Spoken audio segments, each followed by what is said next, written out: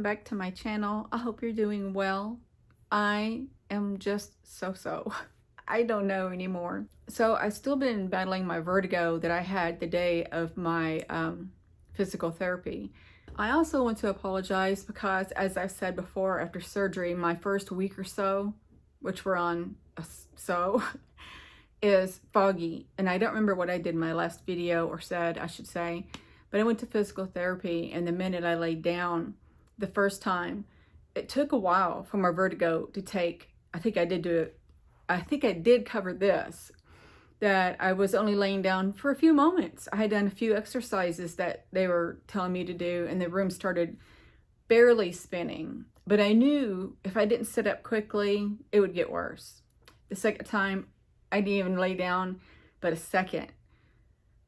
That night, I was scared to go to sleep because my vertigo always, usually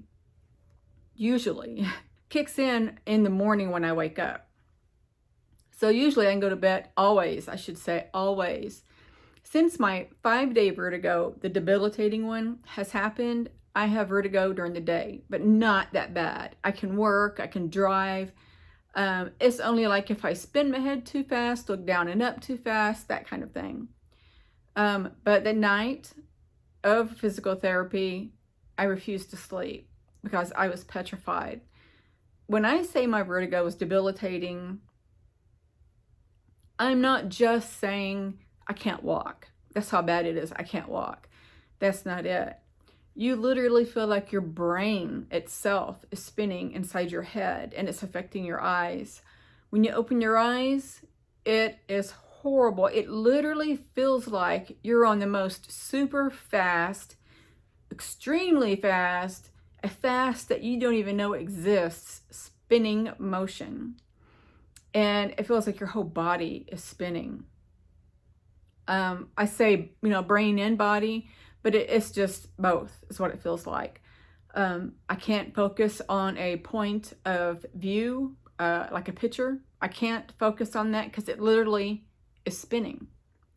It's weird. I could be very, very still in bed and just open my eyes and everything is spinning.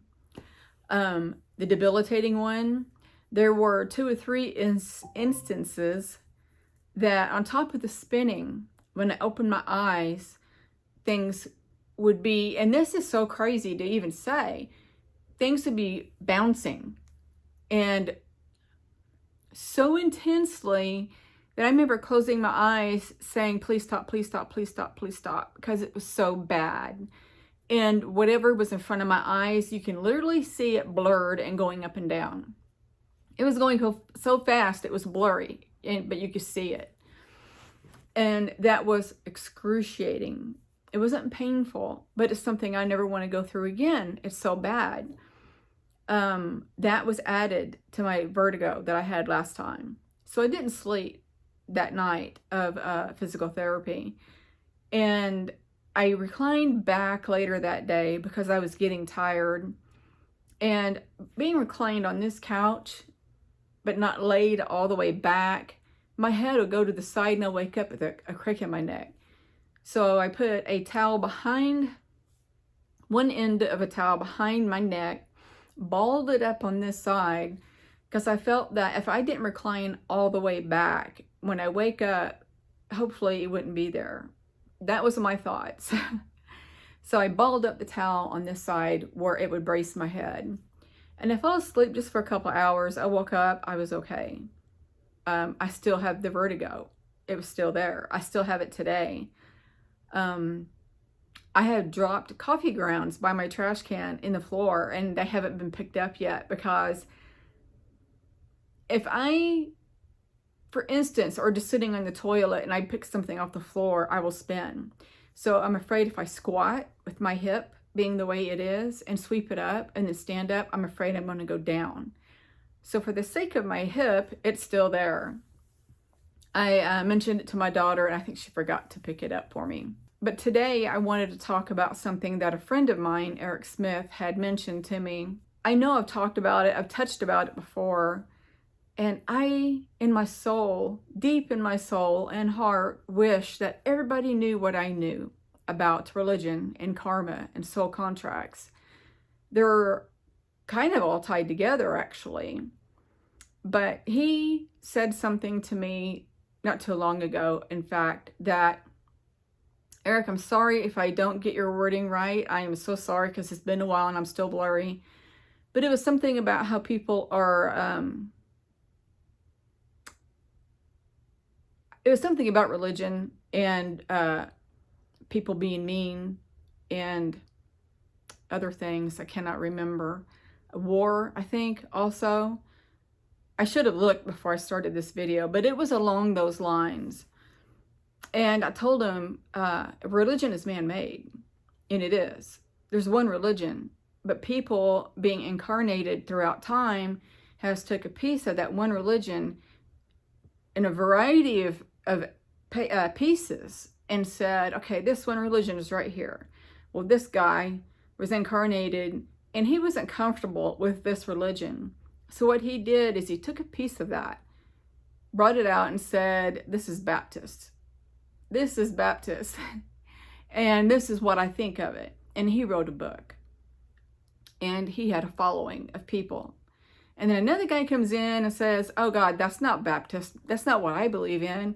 And he takes a piece of the original religion, takes it off and says, this is Christianity. And so forth. People would go in and just pick it and name it themselves. And then maybe some of you are going to ask, well, how do they get a following?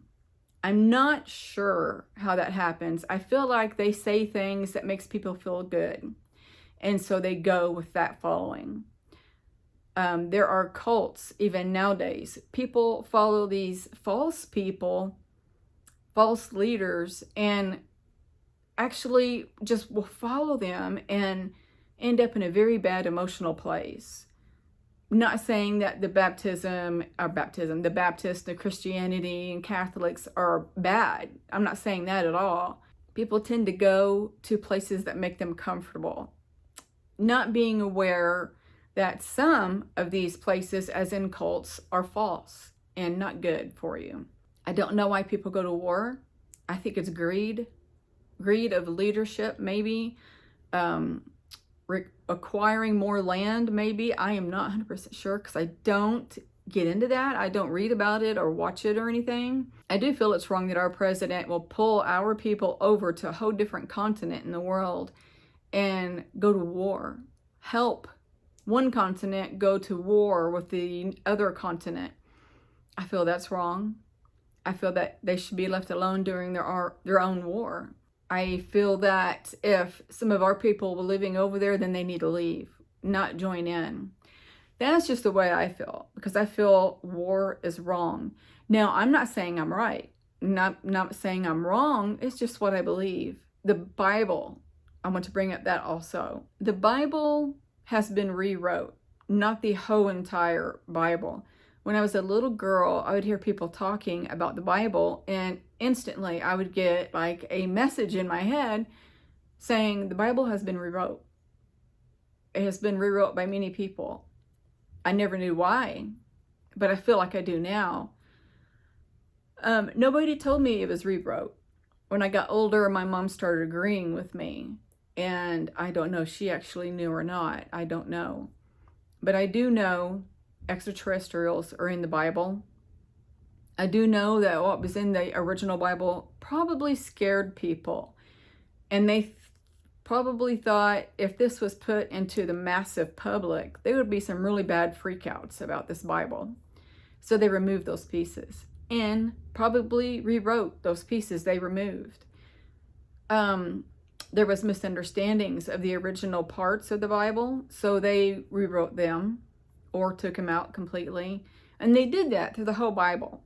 There's original pieces in the Bible, of course. I do believe, without a doubt. I want to say I know that the Bible is rewrote. I think that even now, today, that people want to stay or believe in comfort. If they feel like, hey, this makes me feel good, I'm going to stay here, wherever that might be.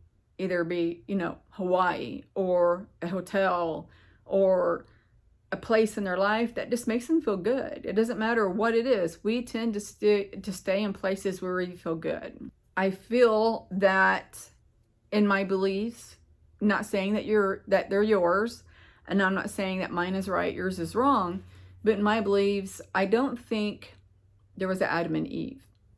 I think the Anunnaki did come here to Earth and they bred with multiple beings on Earth that actually eventually created us to help them with Earth tasks they had to have done on Earth.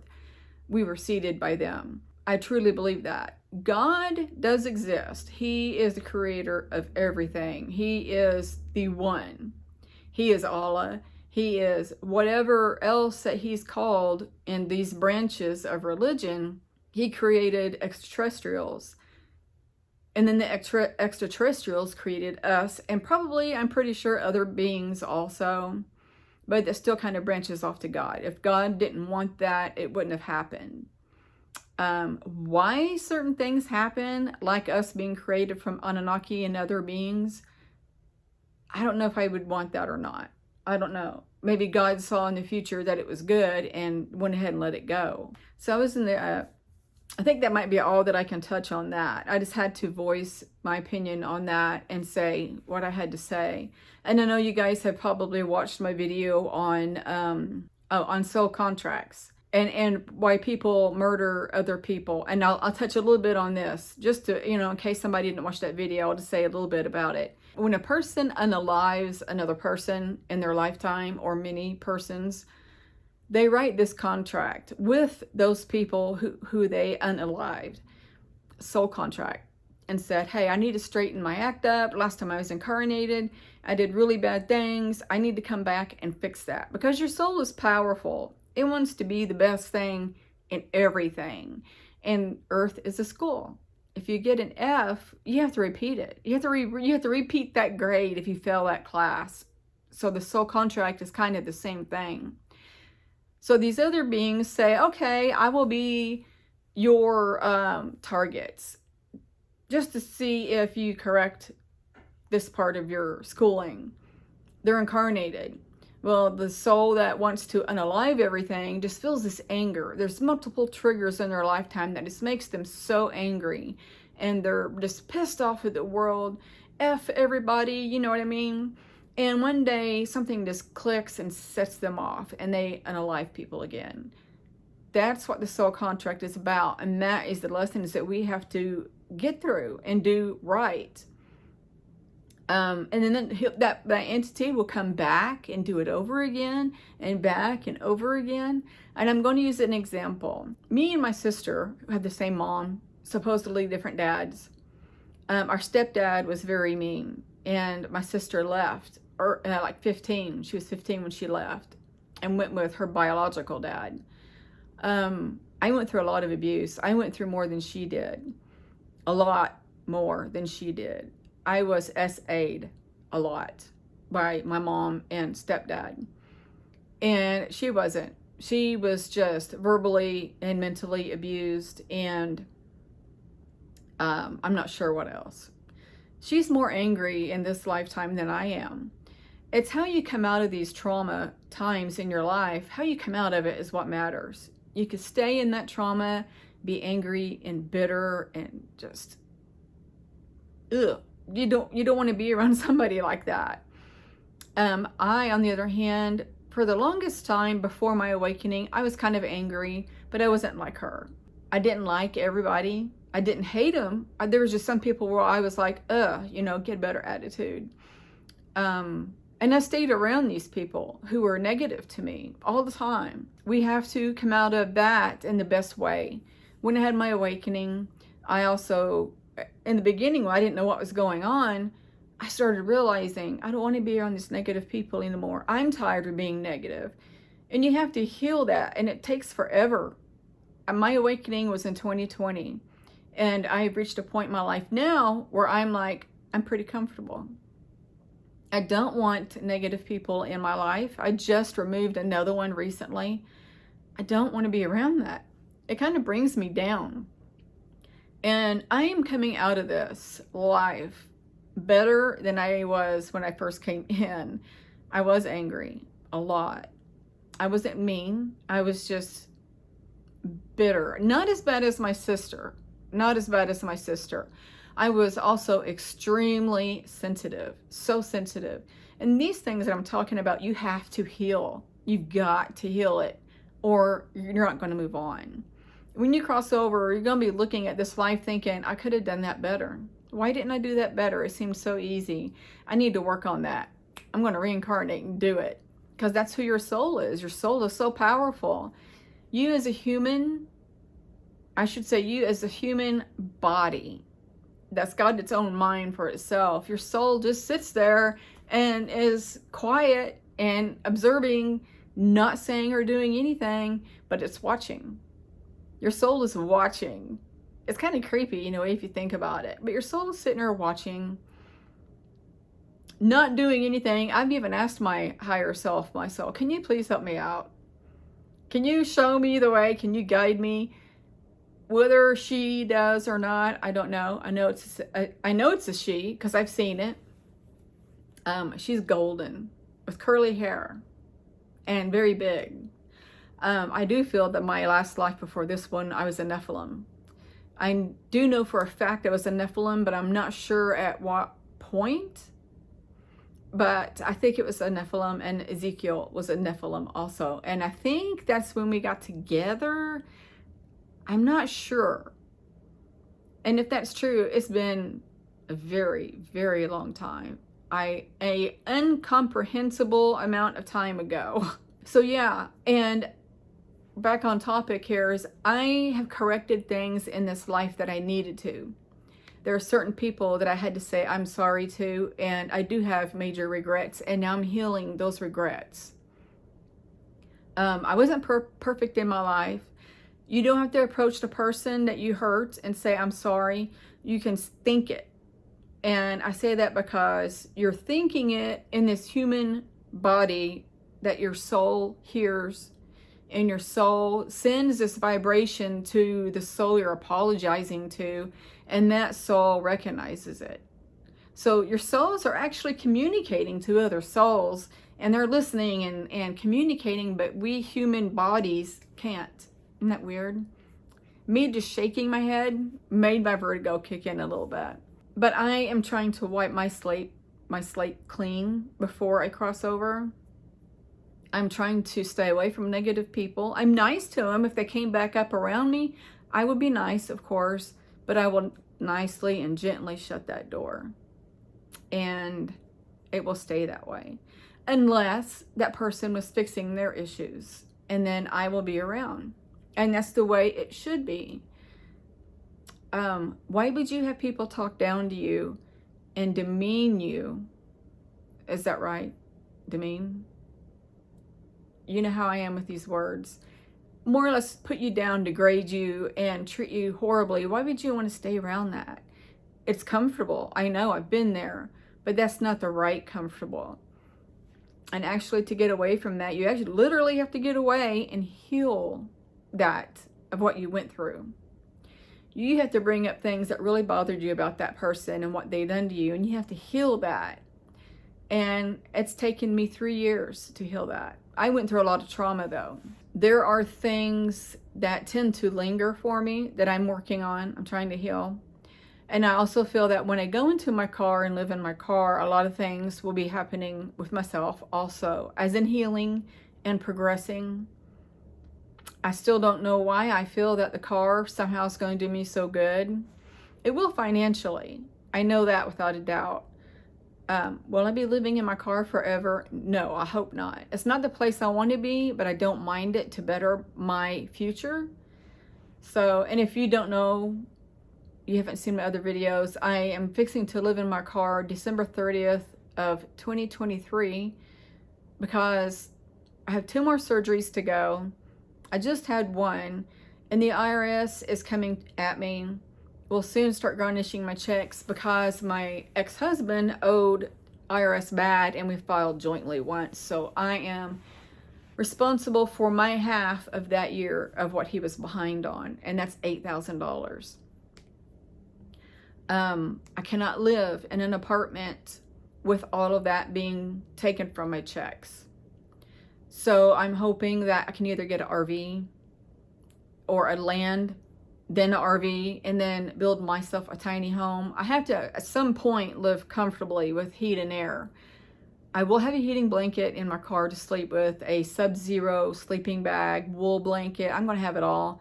And then I'll be in sweatpants, socks, and a sweatshirt. So I will be warm. I have a jackery I'm going to order right before I move out. I'm going to have a power bank or two. So I will be okay. And I'm only going to be in the car while I'm sleeping. That's it. On weekends, of course, I will probably ride around, do something, go places. I'm not sure, but I will be warm. So don't worry about me, and you'll be there with me too while I'm going through this. But that's something I have to do. And when I own my own place and I have to have another surgery, I can afford to pay that bill. And I was almost going to say my others, but I'm going to try not to have others. I want solar panels for electricity and well water. And I'm going to try to manifest it as best I can. So I love you guys. I know this video was everywhere, and if you want me to touch on anything, let me know in the comments. I know my viewers have decreased because after surgery I didn't put a video up for a while. I'm going to try to put more up now that I'm feeling a little better. I'm not 100%. Also, I'm supposed to be non-weight bearing at this point. My doctor gave me a wheelchair, but I'm still putting weight on it. I use a cane, and I'm not, when I take a step, I push down on the cane to try to take some of that weight off. But it doesn't hurt, and I don't think I've done damage. It doesn't feel like I have. I don't know if my star family has worked on it, because I feel like it's way ahead of what it's supposed to be, meaning these steps don't hurt. If I've done damage, I will have to have surgery again, I'm sure, to fix it. And hopefully with both of my hips, if that happens, I will be in a place where I can be non-weight bearing. I mentioned that my wheelchair is very hard to get around in my apartment and very difficult. It takes me about 6 minutes to get into the bathroom, to use the bathroom. And that's because my wheelchair is on carpet. I have very narrow places to get through. I moved things around trying to be able to get everywhere, but it's very difficult.